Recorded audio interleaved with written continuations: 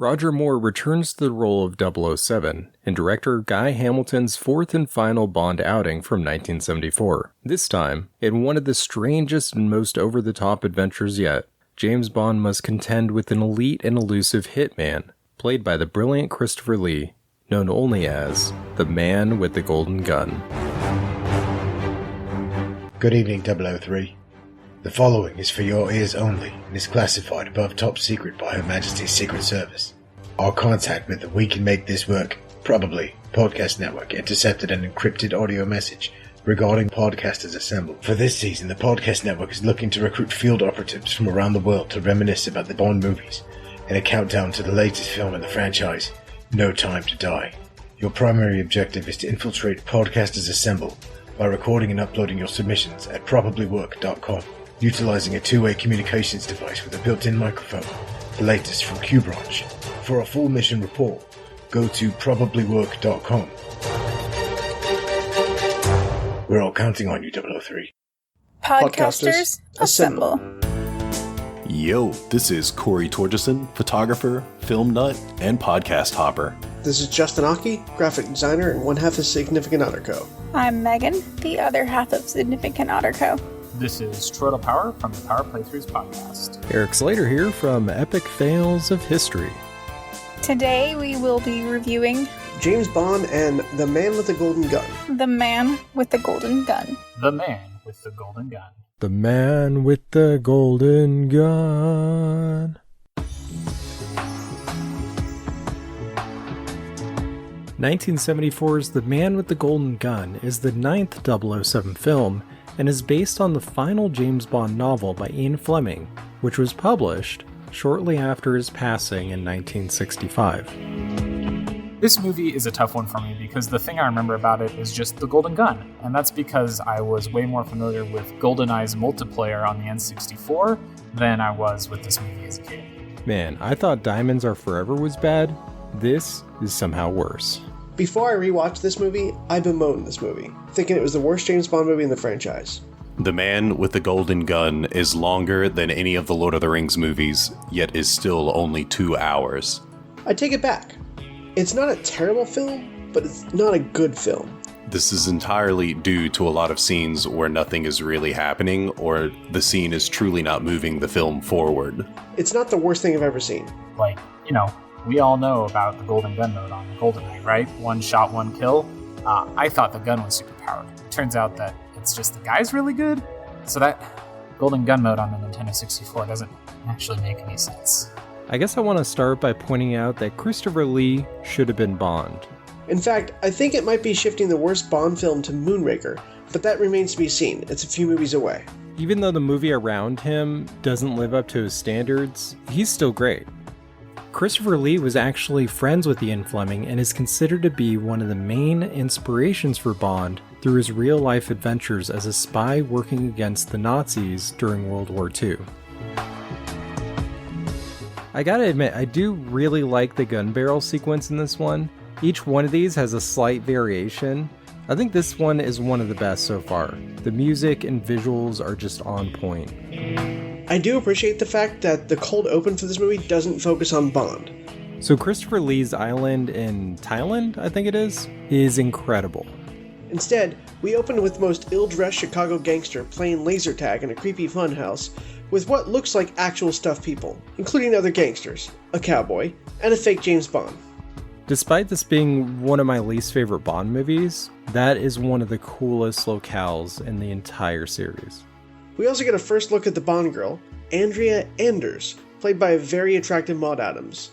The cold opening on the island that we eventually find out is Scaramouche's home. Scaramouche's house in the intro is awesome. His place is so nice. He's got this private island that's got these really ornate rooms built inside of it. I want to live there. When you walk into it, you see this cool living room. It's got a big built-in bar behind him. And then you go through a doorway into an exercise weightlifting room, which has a bar built in behind it. Scaramouche has also got a cool boat that's got this bar built into it. I think Scaramouche might be an alcoholic. Is my favorite villain moment because we get introduced to Knick-Knack. Finally, we get to meet Knick-Knack. and you think he's going behind his boss's back to try and murder him. But instead, we learn how just sick and twisted Scaramanga is, and how much Knick-Knack enjoys being a part of it. So, Scaramanga's midget friend hired a mobster to try and kill him as a test? I adore Knick-Knack. Daban! He's just the right mix of bad guy and comic relief. I think every time he popped up, I just kept thinking in my head, okay, what kind of trouble are we gonna get into now? He was a lot of fun. Of note, the gangster guy has a silencer, but apparently it sucks, because all I hear is his gun going off. Wait, Scaramanga has a Roger Moore Bond mannequin?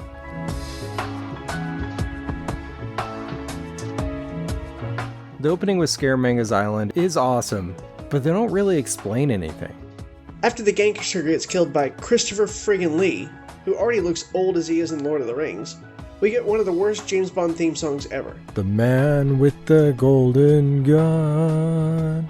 It's terrible and I hate it. The theme song on this one is not my favorite from a lyrics perspective, There are a lot of naked people in the opening credits though. but the sound of it is outstanding. I mean, it's like Shirley Bassey working with Wings. You've taken the best of Goldfinger's theme song and the best of Live and Let Die's theme song, and you've shoved them together and made a song that sounds really good. We also get a super close-up on the named Golden Gun, which looks like it has the worst ergonomics ever. It's straight edge, tiny for a 6'6" man's big hand. It's a fun gun though. I like that he can smuggle it into places. But it does talk about how love is required whenever he's hired, and it comes just before the kill. So the Q gadget in this one is a fake nipple? The film starts with showing our primary villain's superpower as a third nipple. This movie starts out insane and just gets weirder and weirder. That being said, this movie is pretty bonkers. I don't have anything I would change for this movie, but I do have to add the silliness of the names in this movie. The briefing at the start of this movie is pretty fun because M is throwing a lot of shade at Bond. He's basically removing him from this assignment he's on, which is to find some solar energy expert because they think that Scaramanga's after him. And Bond's like, well, I'll go hunt him down. And M's like, well, I can't officially tell you to do that. Wink. And then M's like, but hey, do keep in mind that it might be hard to find this guy because nobody knows where he is or what he looks like. He's gonna have a leg up on you in that regard. Anyway, Bond goes on a world tour, including pre-Civil War Lebanon, Macau, and then Hong Kong, So Bond goes to Hong Kong for a good chunk of the movie. where Bond meets the second female lead of the movie, Goodnight. I completely believe that Scaramanga had no other choice but to be a bad guy. There's no way to say his name and make him sound like he's a kind and generous soul. Scaramanga. Andrea Anders, that's just like a throwaway name there. Even M knows that Bond is a terrible spy. He's like, dude, don't introduce yourself everywhere you go and sleep with everyone you meet. Have a little bit of discretion. And this little rant on names would not be complete without Goodnight. Seriously? I don't like her as much as Maud. I will say, she ends up being on the same scale as other Bond girls. So solid, smart, and efficient until she falls for Bond, then she becomes a complete blabbering idiot. I think these are the least interesting Bond women so far. I love Maud Adams as Andrea Anders. She's super attractive, has goals, but is shown as like a beaten woman. The belly dancer in Beirut, I don't know, man. If I was with someone and they got shot to death, I don't know if I would keep the bullet that killed them around as a lucky charm. That seems rather unlucky. She's in trouble and a kept woman, but still pushes forward. I'm going to make a blanket statement for this film because it does not merit a rewatch for specificity. This has to be the single rapiest, creepiest Bond film. If there is a man and a woman in the room, the woman probably doesn't want to be there. I hate that it's kind of a foregone conclusion that he'll end up sleeping with both of them by the end of the movie. I like to joke about the overt sexual nature of Bond films, even where the minimal forced romances make no sense. Man with the Golden Gun also has one of the cringiest scenes between Bond and a woman. However, to reference another film, the producers are Ash, the bleeding manliness is the porno mag, and we, the viewers, are Ripley. Agent Goodnight gets such a raw deal in this movie. her introduction right away, she shows that she's competent because Bond is like, oh my god, we've got to go after that car. And she's like, what kind of car was it? And he's like, it was a green Rolls Royce. And she's like, man, every green Rolls Royce on this dang island belongs to the same hotel. Trust me, I got this. She's totally cool. She's totally calm. She's totally competent. And then Bond tries to woo her and he's like, oh, do you want to have sex with me? And she's like, no, I don't. I don't want to have sex with you. So you're like, all right, cool. Competent, immune to Bond's wiles. And then immediately she shows up in this hotel room. Like literally the next scene. And she's like, hey, you want to have sex now? And he's like, well, I would, but there's this other girl I have to have sex with. So I'm just going to shove you into a closet and make you sit here and listen to us have sex all night. Fun. I kind of hate that I want the villain to win in this one, but there's just so much about Bond that's unlikable. I don't necessarily blame Roger Moore either. I think a lot of it's just bad writing.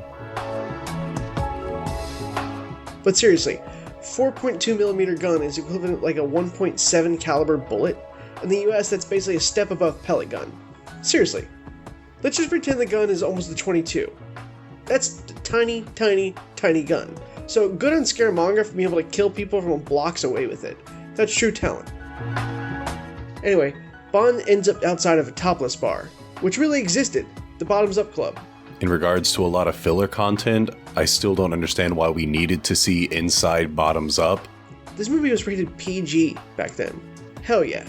When both the lieutenant and the solar energy dude could have been introduced outside of the building when he was assassinated. Oh, and a 4.2mm bullet made of 23 karat gold?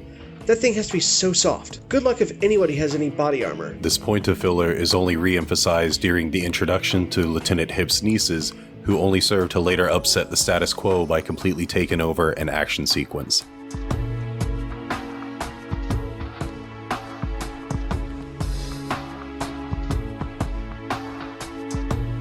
But after Bond gets arrested, he ends up in the best secret base ever. Okay, we need to talk about the derelict ship. Favorite vehicle?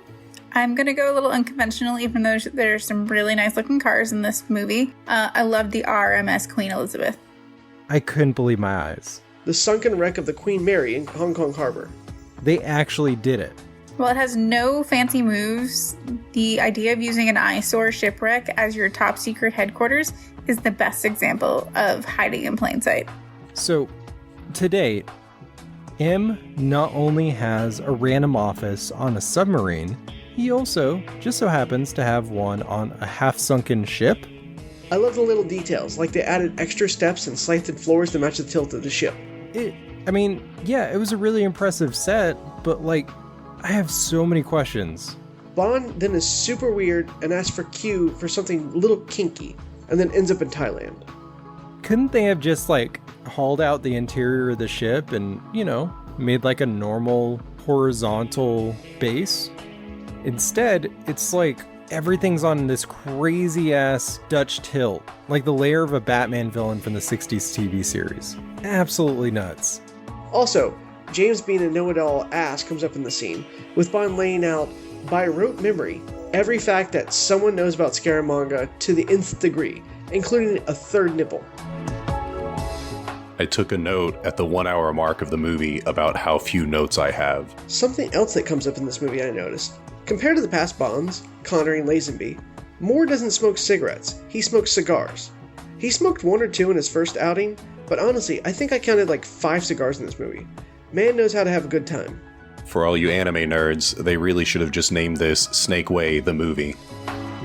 Bond then pretends to be Scaramanga with some throwaway CEO character with the weirdest garden ever. But, surprise, Scaramanga's already there.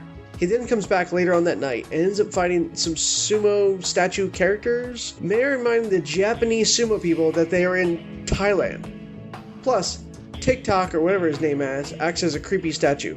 And it is once again playing by that Let's Not Kill Bond playbook. They toss him out in the next scene, this time placing him in a freaking karate dojo in Thailand.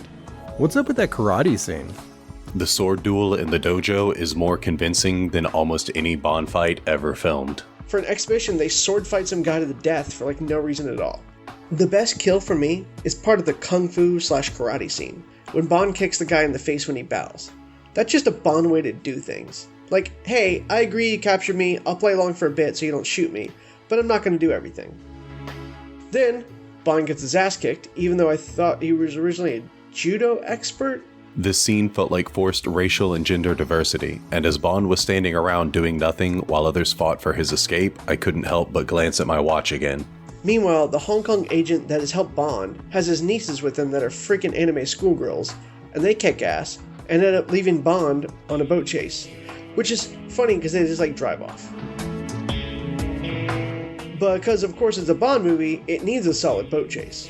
This movie continues the tradition established, I guess, in On Majesty's Secret Service is where we really started getting the chase scenes in the Bond movies. We've got two good ones in this. One is a boat chase scene where Bond is going through...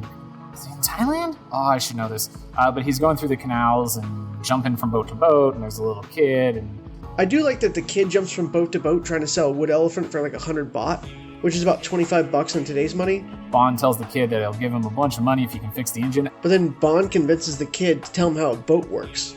Bond, a commander in the British Navy. And then when the kid fixes the engine, Bond just pushes him out of the boat instead of paying him. That's shitty because Bond is a terrible person. Anyway, Bond scams the kid out of $5,104 in today's money. And then, of course, just to make sure that we don't totally hate Bond, they give us a worse person. But we get to see J.W. Pepper being super racist. So that redneck sheriff from Live and Let Die, he shows up in this movie. I was very glad to see the return of J.W. Pepper. Yep, J.W. J.W. Pepper. He's back, baby, and he's even more racist, if anything, than he was last time. Boy, howdy. While watching the increasingly dull boat race scene, I was thinking to myself, you know what this film needs? A bunch of racist slurs to spice things up. He just so happens to be on vacation there at the same time as Bond. By the way, I realized the last movie was very pressing in the race relations of the U.S. right now, but I had to look up when the Democratic Party switched from conservative Southerners to liberal policies, and the Dixiecrats were a real thing. Let's never pretend J.W. Pepper was a non-racist person back in the 70s, but hearing he was a legitimate Democrat was disconcerting. I mean, the man was calling everyone pointy heads and goony birds. I'm not sure that's politically correct. Anytime.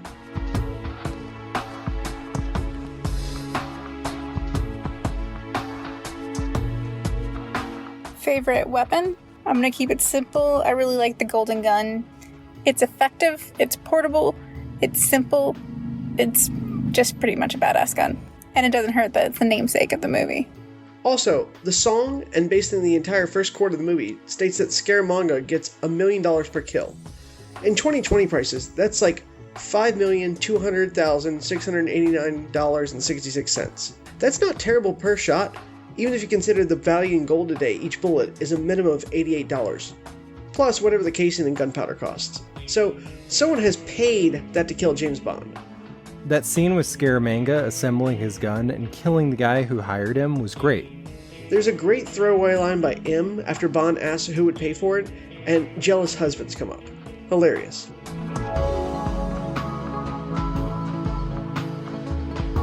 My favorite 007 moment is not a spy moment, it's a womanizing moment. Bond is about to hook up with Goodnight because she has the constitution of wet paper. I mean, she shut him down 20 minutes before, and bam, now she's half naked in his bed. But no, Maud Adams comes by to warn him, and Goodnight has to sleep in the closet. That's just friggin' rude. Also, every shot in this section of the movie was shot like a 1970s soap opera. 3-camera setup and everything. Because ping-pong, back and forth, back and forth. Favorite kill? Andrea Anders at the Muay Thai match. During the fighting ring sequence, I finally took my first positive note. I do enjoy Scaramanga as a villain. He is reminiscent of Goldfinger in that he only wants his one thing, but otherwise would rather be left alone and go unnoticed. It literally took me 20 minutes to realize that she is Octopussy in a later film. I'm assuming there's a ton of fan fiction that lays out how she actually lived in this movie and went on to be a leader of assassins somewhere down the line. The fact that she is dead in the middle of a crowded arena is so shocking. It's too bad how she died, but she made a very pretty living corpse. And I just am waiting for the moment when someone finds out.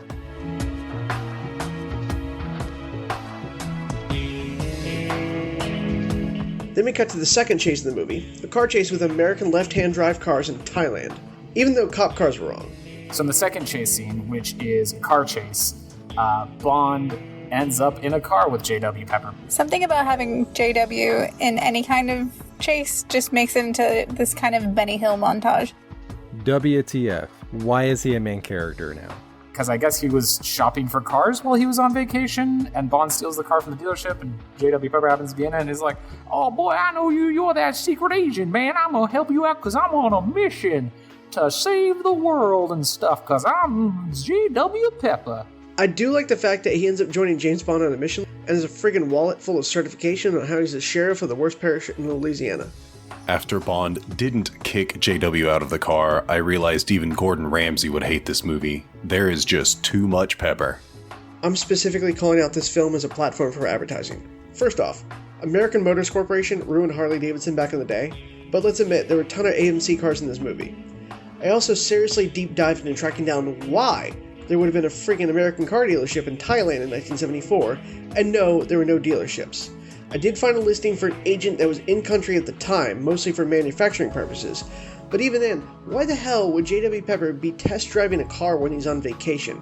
And he's still racist and awful, but the chase scene's pretty fun. I don't usually enjoy the car chases, but this one was pretty epic. It had Bond, it had Scaramanga, there was JW from the last movie, and even Goodnight. Bond ends up getting the entire police department of the country he's in chasing after him as he chases after Scaramanga's car. But the best part of this is where they just shamelessly rip off Dukes of Hazzard. I was already upset by his existence in Live and Let Die, but I don't understand how you can bring in a character who already barely exists within your universe and somehow undevelop him. Because what happens is Scaramanga crossed a bridge, and Bond doesn't realize it, and then he realizes it, and he's like, oh man, how am I going to get over there? There's no bridges here, but there's a ramp. Oh my god. And so Bond does this sweet trick where he reverses way back, gets a head start, a running start up to the ramp, goes up it, but it's a slanted ramp, so the car does a barrel roll in the air and then lands on the other side, and it's fantastic.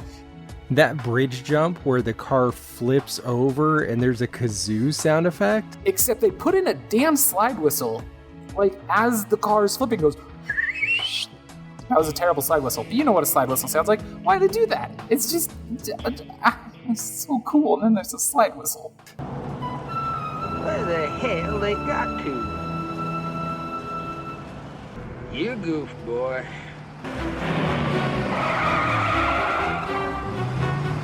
Ah, damn!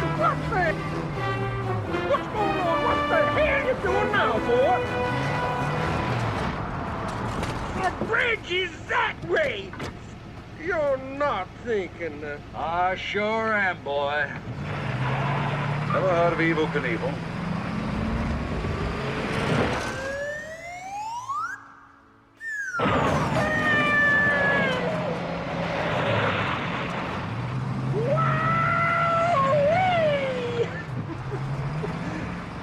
I've never done that before.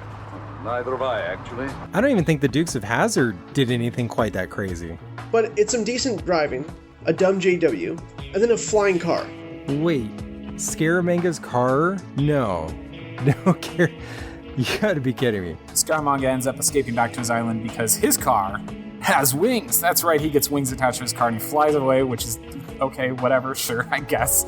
So I'm not going to fault this movie for that flying car because I would totally ride in that. Scaramanga's car turns into a plane? Holy crap, and it was practical. They had to bolt things together and everything. But I will fault it for those extremely extended scenes of the flying car.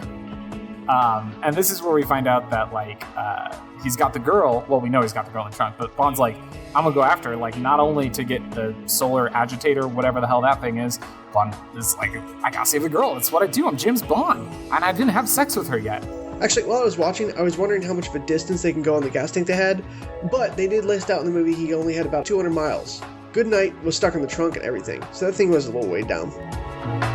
So I guess what they're going for here is that Christopher Lee is like an evil Bond. He's a Bond for hire. And his gadgets are actually a lot cooler. I mean, a flying car is 1,000 times cooler than a fake nipple. Also, what's up with the third nipple thing? Really? cut to the end game of the movie. Apparently Red China hides Scaramanga for random acts of war, and he gets a private island with 3 people on it. Turns out that Scaramanga is a very green villain. He's got this elaborate, solar power plant going on. Meanwhile, the power plant he runs can explode for literally no reason. So he heads to Scaramanga's island. He gets welcomed, we're so glad to have you here. Let me introduce you to my evil plot. I think everyone's going to say the golden gun is the best gadget in the movie, but I think the best gadget was a Solex. Because apparently it's magic. It can do better than any other solar collection device on the planet. It can even convert heat into laser energy. Yeah, that's the best thing. The golden gun wasn't ergonomic, wasn't convenient, and was only useful in multiplayer GoldenEye. I think my wife called it out best when Scaramanga was giving Bond a tour of the whole island, and he's like, oh, it's just me and Knick-Knack. And then suddenly, there's just a black dude working.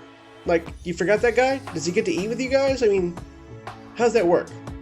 Although, he was super rapey, so maybe that's why you don't eat with him. Anyway, Scaramanga turns out to be a psychopath.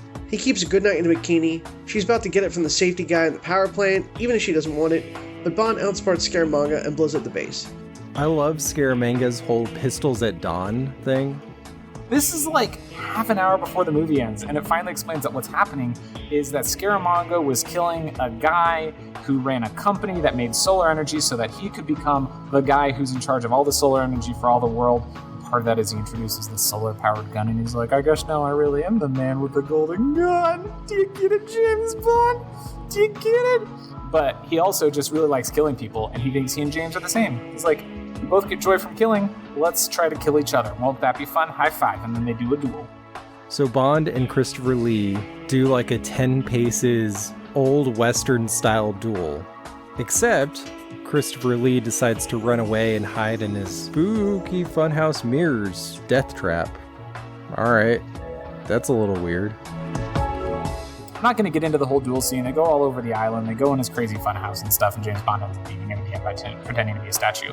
What I do want to talk about is that Scaramanga cheats from the very beginning, because the expectation that James Bond was given of how this duel is going to go is they were going to stand back to back, they were going to take 20 paces, and then they were going to turn and fire. And they did their 20 paces, and Bond turned and fired, which wasted one of his bullets in his gun. And where's Scaramanga? Freaking nowhere, because he cheated and did not do the paces as he was supposed to, and instead ran off to hide in his crazy funhouse. He's a cheating assassin. He's a bad man. I love the whole side plot of Knick-Knack running the funhouse shooting gallery, because I can see him thinking he can survive on that island without Scaramanga. Hey, we've reached my second positive note of this film. And of course, it's at the very end. So ultimately, Bond, poses as the life-size Bond mannequin in order to get the drop on Scaramanga.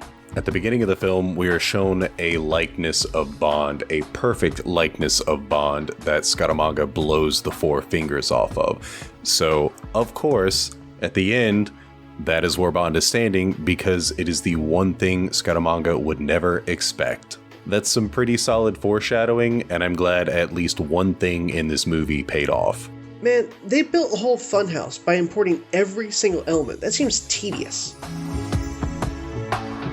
Absolute best death in the movie is that guy falling off into the cryovats. I mentioned before that Goodnight really gets the shaft in this movie, and she gets it here again too, because as they are trying to escape from the island, well, first she's the one who causes them to need to escape, because she kills her captor, way to go, but she kills him by knocking him into one of the coolant tanks for the solar reactor. What's up with all these super dangerous villain bases without railings? Which I guess as soon as that goes above absolute zero, the whole island's gonna blow, and there's no way to stop that, so that seems flawed. Maybe they should put a net over the tank or something. You're telling me that if someone falls in an open tank with no safety rails, the whole plant will explode? That's the best design you can come up with? You couldn't think of anything else? Oh my god. But anyway, so she's causing the whole island to blow up, and then as Bond's trying to get the solar agitator out of the machinery, she pushes a button with her butt. Isn't it funny that she pushes a button with her butt? She was established as a competent character, and then they just ruined her. Why did they do this? So the movie ends with Bond beating the villain, as always. As is tradition, everything is now blowing up. The island goes boom. and Bond is attempting to get the plot device out of the container. So, like any good spy, he grabs the nearest tool and starts beating on the cover like one of the apes from 2001: A Space Odyssey. So they escape from the island, and Bond's in a boat. He's gonna have sex with a woman to end the movie. But then Knick-Knack's there, and we have to have a fight scene with Knick-Knack. But it doesn't end with the Bond girl on the boat right away. No, we get to see Knick-Knack destroy a cabin and pour glass over everything. It is a miracle that Knick-Knack has lived this long. Anyone who holds a knife in their mouth like that has a very short life expectancy. Well, Bond puts him inside of a suitcase, which is really degrading and kind of awful. When Bond put Knick-Knack in the suitcase, Before being strung up at the quartermast like a pirate. it suddenly dawned on me that this film is almost completely devoid of humor. This is really the first scene where I felt like I could laugh at something. And then Goodnight's like, did you kill him? And Bond's like, yep, sure did. But we find out he didn't really kill him. He just hung him from the mast of the ship, where he will die a long, slow death of exposure to the sun. That's just cruel, Bond. Why did you do that? As Bond lays back in bed with Goodnight, After a terrible midget fight scene. keep in mind, Knick-Knack just threw a lot of bottles of wine that broke in and around the bed. Oh, and when he's about to have sex with Goodnight, M calls him and he's like, hang on, let me get her. And then she's like, ah. And he's like, she's just coming, sir. That bed is covered in glass. And once again, we have Bond on a boat with a girl. Credits.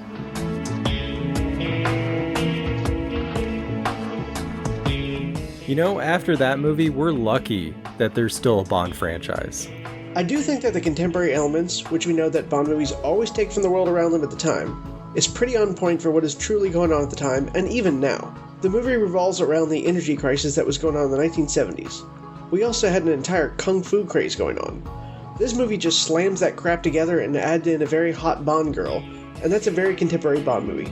I don't know, man. Man with Golden Gun was pretty fun. It's not the best movie in the world. It's a convoluted movie as far as the plot goes, because it's like, is this an assassination story?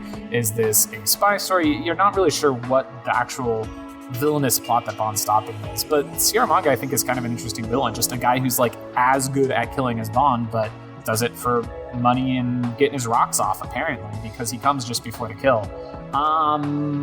But mostly what this movie establishes for me is it well, not establishes, because we all already knew, it just re-solidifies for me that James Bond is a terrible, terrible human being. He's the worst. He kills Knick-Knack in the most inhumane way possible. He forces Goodnight to listen to him have sex with another woman, and then coerces her into having sex with him. He's awful. I don't like James Bond. He threatens to shoot a guy in the balls who's like a legitimate businessman. Sure, his business is making guns, but he's just an artisan. Like, he's a craftsman, and James Bond's like, hey, I'm gonna shoot you in the testicles now. What the hell, James Bond? Thankfully, the next movie has to be better, right? James Bond will return in The Spy Who Loved Me. Like, I vaguely remember The Spy Who Loved Me as being a halfway decent movie, but I don't remember this movie being this bad, so fingers crossed. Podcasters Assemble Season 003 is a production of the We Can Make This Work Probably podcast network.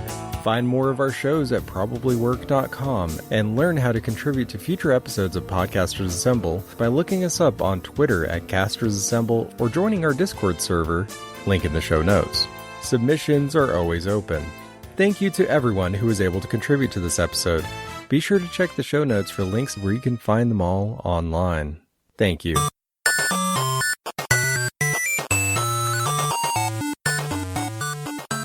This has been a presentation of the We Can Make This Work Probably Network. Follow us on Twitter at Probably Work for more of our questionable content. Also, we have a website called probablywork.com. The man with the golden gun. Podcasters Assemble will return in The Spy Who Loved Me.